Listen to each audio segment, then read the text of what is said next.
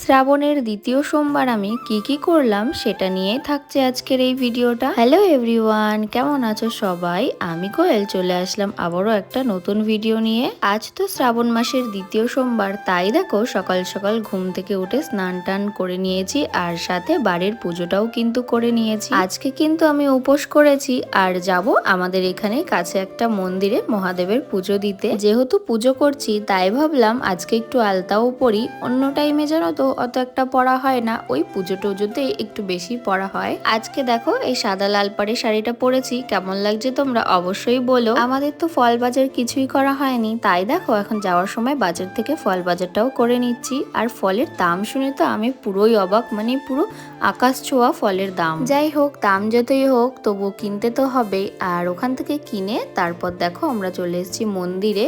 আর এই যে মন্দিরে এসে এখন লাইনেও দাঁড়িয়ে পড়েছি পুজো করার জন্য। আমি যেই টাইমটা আসলাম না তখন না অত একটাও ভিড় ছিল না, তাই আমাদের আজকে বেশ তাড়াতাড়ি হয়ে গেছিল। আমাদের এই রাঘবেশ্বর মন্দিরে কিন্তু অনেক দূর দূর থেকেও ভক্তরা আসে বাবার মাথায় জল ঢালার জন্য। অনেকেই তো শ্রাবণ মাসে যে কটা সোমবার পড়বে সে কটাই পালন করছে, তবে আমি যেহেতু অত পারবো না তাই আমি কিন্তু একটাই করলাম। মন্দির থেকে কিন্তু প্রসাদও দেওয়া হয়েছিল, তো সেই প্রসাদ নিয়ে এখন যাচ্ছি বাড়ির দিক। আর বাড়ি আসার পর তো আমি পুরো ঘেমে পুরো স্নান হয়ে গেছি, এখন একটু ফ্রেশ হয়ে নিচ্ছি। আর আজ তো ভাত খাওয়া যাবে না, তাই দেখো ফল কেটে নিয়েছি আর এখন আমি বসে বসে এই ফলগুলোই খাবো। তাছাড়াও সাবু ভেজানো আছে, সেই সাবুটা আর এখন খাবো না, পরে রাতের দিক বা বিকেলে কোনো একটা টাইমে খেয়ে নেবো। ফলের জন্য দুটো লেবু নেওয়া হয়েছিল জানো তো, আর লেবুগুলো খাওয়ার পর দেখো আমার মুখের রিয়াকশনটা দেখলে তোমরা বুঝতেই পারবে এত টক, কি আর বলবো তোমাদের। দিনটা তো এভাবেই কাটালাম। যারা যারা মহাদেবের ভক্ত আছো তারা কিন্তু অবশ্যই হর হর মহাদেব লিখে যেও। Tata, bye bye.